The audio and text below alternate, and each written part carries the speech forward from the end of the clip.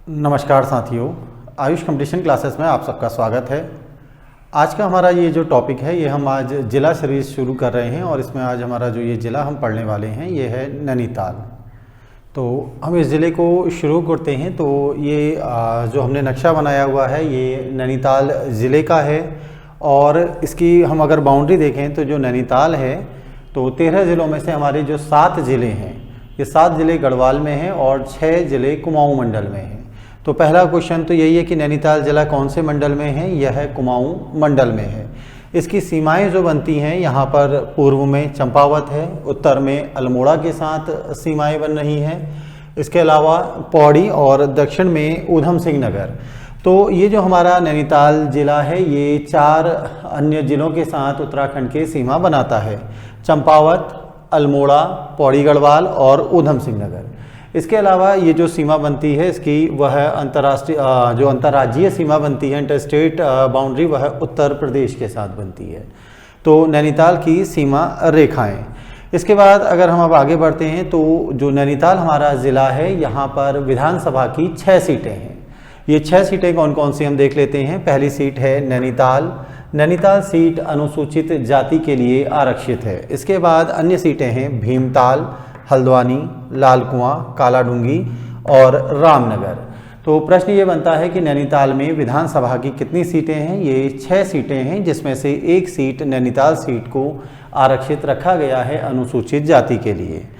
इसके अलावा नैनीताल जो है ये लोकसभा की सीट भी है। हमारी कुल 5 सीटें हैं। इन 5 सीटों में से लोकसभा सीट जो नैनीताल है यहाँ से भी वर्तमान में सांसद हैं बीजेपी से अजय भट्ट। इसके अलावा हम अगर बात करें नगर निगम तो यहाँ पर एक नगर निगम भी है जो कि हल्द्वानी है। हल्द्वानी नगर निगम 2011 में बनाया गया था। उच्च न्यायालय नैनीताल में हमारा हाई कोर्ट भी है। यह देश का 20वां हाई कोर्ट है और इसका गठन जो हुआ था यह 9 नवंबर 2000 को हुआ था। ब्लॉक की हम बात करें तो वर्तमान में जो नैनीताल है वहाँ पर 8 ब्लॉक हैं। ये ब्लॉक हैं हमारे हल्द्वानी, रामनगर, भीमताल, रामगढ़, कोटाबाग, बेतालघाट, धारी और ओखलकांडा। वर्तमान में नैनीताल में 9 तहसीलें हैं। तहसील हैं हमारी नैनीताल, हल्द्वानी, रामनगर, धारी, कुशियाकुटौली, कोटाबाग, बेतालघाट, लाल कुआं और ओखलकांडा। इसके अलावा हम नदियों की अगर हम बात करें तो जो प्रमुख नदियां यहाँ से बह रही हैं, एक जो नदी है वो पश्चिमी रामगंगा नदी है। तो ये पश्चिमी रामगंगा नदी नैनीताल और पौड़ी के बीच सीमा बनाते हुए जिम कॉर्बेट नेशनल पार्क से होकर गुजरती है। इसके अलावा कोसी नदी जो आ रही है ये भी जिम कॉर्बेट नेशनल पार्क से होकर गुजरती है। तो उत्तराखंड पीसीएस में क्वेश्चन आ चुका है, जिम कॉर्बेट नेशनल पार्क से होकर गुजरने वाली नदियाँ कौन कौन सी हैं? ये नदी है पश्चिमी रामगंगा और कोसी।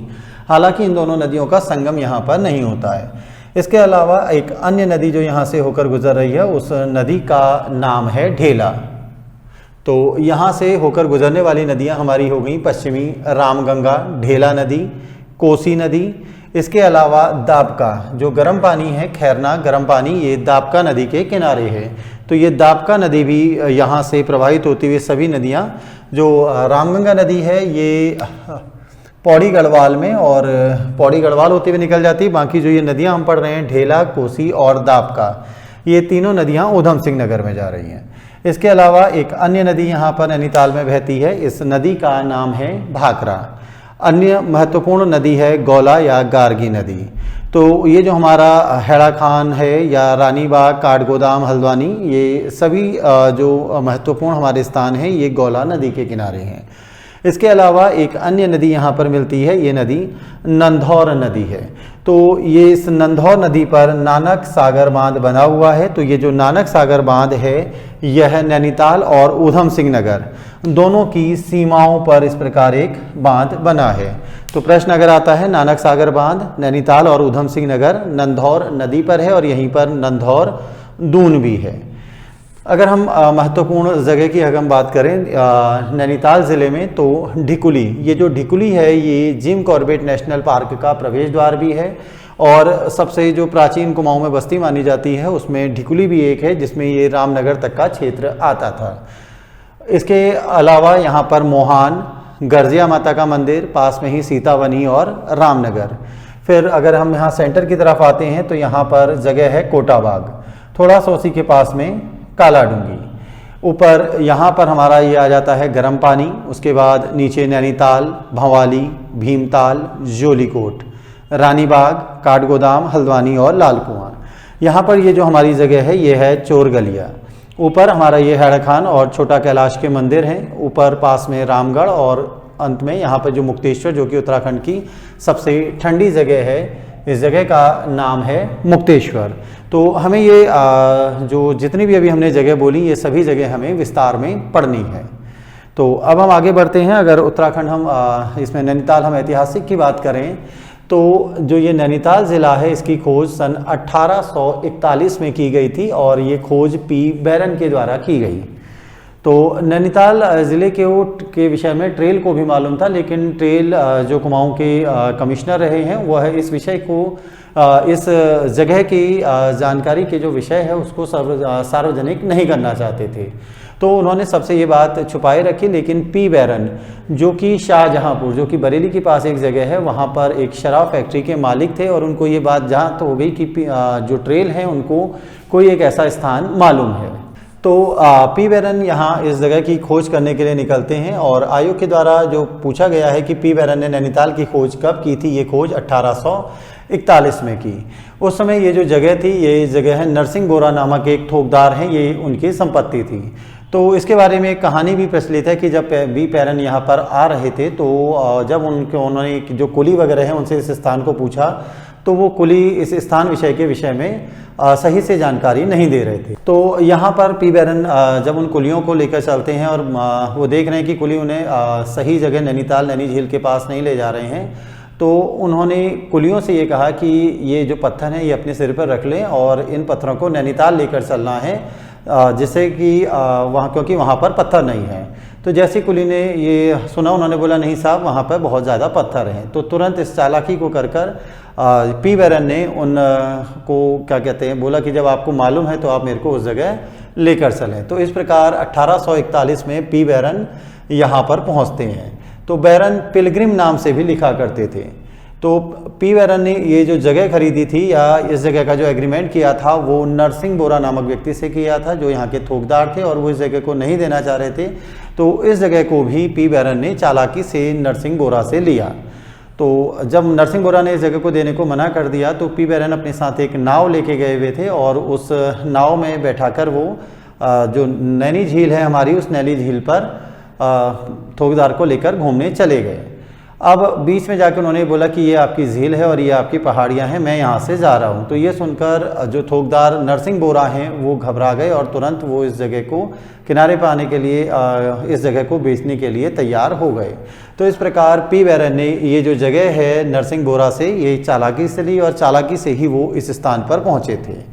इसके बाद 1842 में इस नैनीताल का पहला भवन बना। तो पी बैरन ने लिखा भी है कि जब वो इस जगह पहुंचे तो यहाँ पर भवन वगैरह कुछ नहीं थे, लेकिन यहाँ पर किसी मेले का आयोजन वगैरह हुआ करता था। तो पहली बिल्डिंग जो यहाँ पर बनी है 1842 में, उस बिल्डिंग का नाम है पिलग्रिम लॉज और इस बिल्डिंग को बनाने वाले अल्मोड़ा के ठेकेदार थे मोतीराम शाह। इसके बाद हम बात करते हैं जो 15 अक्टूबर सन 1891 को इस नैनीताल को जिला घोषित किया गया था और 2011 की जनसंख्या के अनुसार यहाँ की जो जनसंख्या है वो है 9,55,128, जिसमें पुरुष जनसंख्या है 4,94,115 और महिला जनसंख्या है 4,61,013 है। तो जनसंख्या के अनुसार नैनीताल चौथा बड़ा ज़िला है। उससे पहले जो बड़े हैं वो है हरिद्वार, देहरादून, उधम सिंह नगर और उसके बाद नैनीताल आता है। नैनीताल में जो नैनी झील है वहाँ पर माना जाता है कि 3 ऋषियों ने वहाँ पर तपस्या की है। ये ऋषि हैं अत्रि ऋषि, पुलस्त्य ऋषि और पुलह ऋषि। प्राचीन समय में इस नैनीताल को छखाता परगना कहा जाता था। तो छखाता परगना का अर्थ है 60 झीलों का क्षेत्र। कुछ किताबों में इसे 66 झीलों का क्षेत्र भी कहा गया है। तो ये नैनीताल का प्राचीन नाम, यहाँ पर जो जगह है ये है छखाता परगना। सन 1882 में अंग्रेजों के द्वारा ये काठगोदाम तक रेलवे का भी निर्माण करवा दिया गया था। सन 1845 में मेजर रिसर्ट को नगर पालिका परिषद का चेयरमैन बनाया गया और 1850 में यहाँ पर नगर पालिका भी बनी। और गिरजाघर यहाँ पर जो बना था वो 1846 में बना था। इसके अलावा इस नैनीताल को उत्तर प्रदेश की ग्रीष्मकालीन राजधानी भी बनाया गया। ये ग्रीष्मकालीन राजधानी जो बनी है वो 1862 में बनी। तो हमारा ये जो नैनीताल ज़िला चल रहा है, हम नैनीताल के बारे में कुछ बेसिक फैक्ट देख रहे थे। तो ये पूरा नैनीताल का नक्शा और जो महत्वपूर्ण जगह कहाँ कहाँ पर हैं ये सभी स्टूडेंट्स को पता होनी चाहिए। तो नैनीताल को हम पढ़ चुके हैं कि प्राचीन समय में कहते थे छखाता परगना। तो छखाता परगना 60 झीलों का क्षेत्र, जो महत्वपूर्ण झीलें हमें भी आगे पढ़ेंगे, चाहे भीमताल, नैनीताल, सात ताल, नौकुचिया ताल वगैरह। इसके अलावा यहाँ पर गिरजाघर बना है सन 1846 में। कुछ किताबों में छखाता परगना 66 झीलों का क्षेत्र भी कहा हुआ है। और गिरजाघर यहाँ पर जो बना है वो सन 1846 में बना। सड़क यहाँ पर 1848 में जो हमारी नैनी झील है, नैनी झील के दो हिस्से हैं, एक तल्ली ताल और एक मल्ली ताल। तो उसी के बीच में वहाँ पर पाषाण देवी मंदिर है। तो ये जो पाषाण देवी मंदिर है, यहाँ पर देवी को वस्त्र के रूप में सिंदूर वगैरह चढ़ाया जाता है। और जो पहली सड़क बनी थी वही पाषाण देवी को काटकर बनाई गई। और उसके बाद सन 1848 में ही कैप्टन जोन्स के द्वारा नैनीताल में सड़कों का विकास किया गया। 1850 में महत्वपूर्ण घटना ये घटी कि वहाँ पर नगर पालिका का गठन किया गया। 1851 में नैनीताल में पुलिस थाना और कचहरी की स्थापना की गई। नैनीताल में जो छावनी बनी वो सन 1857 में बनी और राजभवन वहाँ पर सन 1900 में बनकर तैयार हुआ। तो ये जो राजभवन है ये 27 अप्रैल सन 1897 से यानी 1897 से बनना शुरू हुआ था। और इसके वास्तुकार थे स्टीवेंस। और ये जो बनाया गया था उस समय संयुक्त प्रांत के जो गवर्नर थे उनका नाम है मैकडोनाल्ड। तो उनके द्वारा इसको बनवाना शुरू किया गया। और नैनीताल में हर साल शरद उत्सव मनाया जाता है। ये शरद उत्सव मनाने की जो शुरुआत है वो जसौद सिंह बिष्ट के द्वारा सन 1992 में की गई। अब हम बात करते हैं नैनीताल के प्रमुख झील और मंदिर की। जो वहाँ का जो प्रमुख झील है वो नैनी झील है। तो नैनी झील दो हिस्सों में है, तल्ली ताल और मल्ली ताल, और पाषाण देवी से उसको बाउंड्री मानी जाती है। तो मल्ली ताल में ही ऊपर नैना देवी का मंदिर है। और ये माना जाता है कि इस मंदिर का जो निर्माण है वो मोतीराम शाह के द्वारा 1860 में कराया गया। इसके अलावा सन 1398 में समरकंद के शासक के द्वारा उत्तराखंड में जो भारत पर आक्रमण किया गया था उस समय उत्तराखंड में पिथौरागढ़ का जो शासक था उसका नाम है राय पिथौरा। राय पिथौरा की रानी का नाम है जिया रानी। तो जिया रानी के द्वारा भी इस मंदिर को बनाया गया, या रानी बाग भी जिया रानी के नाम पे है। तो इस तरह की यहाँ पर मान्यता है। तो नैना देवी मंदिर से भी रानी जिया रानी या राजा पिथौरा का नाम जुड़ा हुआ है। तो बाद में जब मंदिर का निर्माण कराया गया, मोतीराम शाह 1860 में वो इस मंदिर का निर्माण करवा रहे हैं। लेकिन यहाँ पर नैनीताल में सन 18 सितंबर 1880 को एक भयानक भूस्खलन हुआ जिससे काफ़ी ज़्यादा क्षति पहुँची और इस मंदिर को भी नुकसान हुआ। तो इसके बाद यहाँ पर जो फ्लैट्स का मैदान है नैनीताल में, वो फ्लैट्स का मैदान तभी बना और अंग्रेज़ों के द्वारा नैनीताल में जो झील है उसके आसपास नालों का निर्माण कराया गया, झील को गहरा कराया गया ताकि भविष्य में कभी ऐसी अगर कोई घटना हो उससे ज़्यादा जान माल के नुकसान ना हो। तो उस घटना के बाद ये जो भूस्खलन था दोबारा अमरनाथ शाह जो कि मोतीराम शाह के ही पुत्र हैं 1883 में इस नैनी मंदिर का पुनर्निर्माण करवा रहे हैं। नैना देवी मंदिर का एक प्राचीन नाम जो मिलता है वो महेंद्र परमेश्वरी के नाम से भी यहाँ पर जगह का नाम मिल रहा है। साथ ही नैना देवी स्थापना दिवस प्रति वर्ष 17 जून को मनाया जाता है। अब अगर हम नंदा देवी के विषय में कुछ जो हमारी क्या कहते हैं मान्यताएं हैं वो देख लेते हैं कि जो नंदा देवी है ये कुमाऊं में जो है ये कुमाऊं में बहन के रूप में और गढ़वाल में बेटी के रूप में मान्यता है। तो नंदा देवी के मंदिर कई स्थान पर हैं। ये मंदिर अल्मोड़ा में भी हैं, नैनीताल में भी है और कोट भ्रामरी जो कि बैजनाथ में है और बागेश्वर ज़िले में आता है वहाँ पर भी है। तो कोट भ्रामरी के लिए भी ये मान्यता है कि वहाँ पर एक जो राक्षस था उसने देवी भगवान से ये वरदान मांगा कि कोई भी 2 पैर या 4 पैर वाला व्यक्ति उसे ना मार पाए। तो कोट भ्रामरी में देवी ने 6 पैरों वाले, यानी जो 6 पैर वाला भ्रमर है उसका रूप लेकर उस राक्षस का वध किया था, और वहीं पर नंदा देवी का भी मंदिर है कोट भ्रामरी में। अब हम नंदा देवी की जो ऐतिहासिकता या जो मान्यता, जो यहाँ पर धार्मिक मान्यता है उत्तराखंड में, तो नंदा देवी वासुदेव और देवकी की संतान के लिए आता है। तो कंस के हाथ से नंदा देवी निकलकर चमोली में, जहाँ पर आज की डेट में नंदा देवी पूर्वी है, वहाँ पर स्थापित हो जाती हैं। तो ये नंदा देवी जो पूर्वी है, ये उत्तराखंड की सबसे ऊंची चोटी है। इसकी हाइट है 7,817 मीटर। इसी के पास में त्रिशूल पर्वत है, जहाँ भगवान शिव का वास माना जाता है, और नंदाकिनी नदी निकलती है, और पास में ही नंदा कोट है जो नंदा की ससुराल है।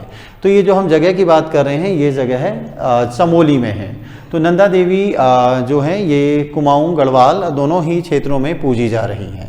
इसके अलावा ये भी माना गया है कि नंदा व्रत, यानी जो भगवान शिव के लिए नंदा यानी पार्वती के द्वारा व्रत रखा गया था, उसको नंदा व्रत कहा गया है। इसके अलावा उत्तराखंड में जो चंद शासक थे, उनकी बहन जो हैं वो नंदा और सुनंदा मानी गई हैं। उनकी जो बहनें हैं नंदा और सुनंदा हैं। तो नंदा और सुनंदा की असामयिक मृत्यु हो गई थी, तो उसके लिए जो चंद शासक हैं, प्रतिवर्ष वहीं से एक प्रथा चली है, और नंदा और सुनंदा की केले के पेड़ों की पत्तों की आकृति बनाई जाती है। और उसके बाद इसे जो नैनी झील है, नैनी झील में पाषाण देवी के पास जाकर उन प्रतिमाओं को, नंदा और सुनंदा को विसर्जित कर दिया जाता है। इसके अलावा जो अल्मोड़ा में भी नंदा देवी का मेला लगता है, आज भी उस जो मेले का उद्घाटन है वो चंदों के वंशज करते हैं। अब हम बात करते हैं जिम कॉर्बेट नेशनल पार्क की। जिम कॉर्बेट नेशनल पार्क की जो लोकेशन है वो है जिम कॉर्बेट नेशनल पार्क। यहीं पर इसके 4 जो प्रमुख जोन में बांटा हुआ है। प्रमुख है ढिकुली, इसके अलावा अन्य हैं बिजरानी, झिरना और दुर्गा देवी। तो ये बिजरानी भी इस तरफ को है, ढिकुली तो हमारा ये क्षेत्र रहा। ये जो ढिकाला या ढिकुली है, ये कुमाऊं की सबसे प्राचीन बस्ती मानी जाती है, जिसका प्राचीन नाम वैराट नगर था। और इस ढिकुली में रामनगर तक का क्षेत्र आता था। और प्राचीन समय में जो नैनीताल उधम सिंह नगर में एक स्थान है, उस स्थान का नाम है गोविशाण। तो ये गोविशाण की राजधानी वगैरह भी मानी गई है। इसके अतिरिक्त यहीं ढिकुली के पास में ही यहीं गर्जा देवी मंदिर भी है, जो कि रामनगर से 10 किलोमीटर दूर है। और साथ में गिरजा देवी मंदिर के पास में ही लक्ष्मी नारायण मंदिर भी है। तो ये जो गिरजा देवी का मंदिर है, ये 100 फीट ऊंचे एक टीले पे है, और वहाँ पर इस मंदिर को स्थापित किया गया है। और वहीं देवी की मूर्ति स्थापित की गई है, जो कि 4.5 फीट की है। अब इतिहासकार ये मानते हैं कि ये जो क्षेत्र है प्राचीन समय में लखनपुर या पाली पछाऊ क्षेत्र में आता था, जो कि कत्यूरियों की ही एक शाखा थी। तो इतिहासकार बी डी पांडे ये कहते हैं कि ये जो कत्यूरी है, यह गर्मी के समय में तो अपने लखनपुर या पाली पछाऊ क्षेत्र में चले जाते थे, लेकिन शीतकाल में जब ज़्यादा ठंड पड़ती थी तो ये अपने ढिकुली या जो क्षेत्र है गोविशाण, ये लोग उधर की तरफ आ जाते थे। उस काशीपुर क्षेत्र में इनके गवर्नर वगैरह रहा करते थे। तो इसके बाद ढिकाला हो गया, और यहाँ हमारा गर्जा देवी मंदिर और लक्ष्मी नारायण मंदिर। ये क्षेत्र जो हमारा पड़ रहा है ये गर्जिया, और ये लिखा हुआ है हमारा रामनगर। पास में ही एक प्रसिद्ध और जगह है सीतावनी। तो ये सीतावनी भी रामनगर के पास में ही है। ढिकुली हो गया। इसके बाद जिम कॉर्बेट नेशनल पार्क के बारे में जो महत्वपूर्ण फैक्ट यही है कि यहाँ पर सर्वाधिक बाघ और हाथी पाए जाते हैं। यह जिम कॉर्बेट नेशनल पार्क 2 जिलों में फैला है, नैनीताल और पौड़ी। तो नैनीताल में इसका एरिया कम है, पौड़ी में ज़्यादा है। जिम कॉर्बेट का जो टोटल एरिया है वह है 520.82 वर्ग किलोमीटर, जो कि जिसमें से 312.76 वर्ग किलोमीटर जो ये हमारा एरिया है ये पौड़ी गढ़वाल में आता है, और 208.8 वर्ग किलोमीटर नैनीताल क्षेत्र में है। यह जो जिम कॉर्बेट नेशनल पार्क है, ये इसका जो पहला नाम था वो हैली नेशनल पार्क था। ये भारत ही नहीं बल्कि एशिया का भी पहला नेशनल पार्क है। इसी पार्क के मध्य में पाटलीदून स्थित है। जो प्रतिवर्ष सर्वाधिक पर्यटक आते हैं वो इसी नेशनल पार्क में आते हैं उत्तराखंड में। तो उत्तराखंड में सर्वाधिक पर्यटक जिम कॉर्बेट नेशनल पार्क में आते हैं। ये क्वेश्चन एग्जाम में आ चुका है। यहाँ पर 1 नवंबर सन 1973 को प्रोजेक्ट टाइगर शुरू किया गया था। तो सन 1772 में स्वीडन स्टॉकहोम में पहला सम्मेलन हुआ था, जिसमें मानव और जो जंतु हैं उनके मध्य एक समन्वय स्थापित करना था। तो उसी के प्रयास के तहत 1973 में प्रोजेक्ट टाइगर शुरू किया गया। इस नेशनल पार्क को 1936 में जब इसको बना था तो हैली नेशनल पार्क कहा गया था, लेकिन बाद में इसका नाम बदलकर रामगंगा नेशनल पार्क हो गया। और सन 1957 में, ये आज़ादी के बाद रामगंगा नेशनल पार्क, और 1957 में इस नेशनल पार्क का नाम जिम कॉर्बेट के नाम पर कर दिया गया।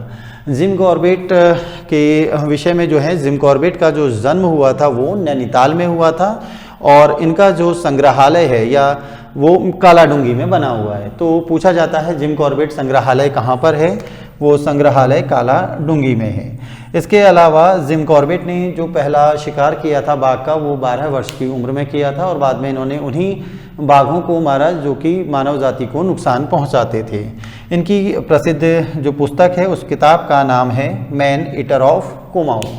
अपने ये जीवन भर अविवाहित रहे और जीवन के अंतिम समय में ये कीनिया चले गए थे, एक अफ्रीकी देश है।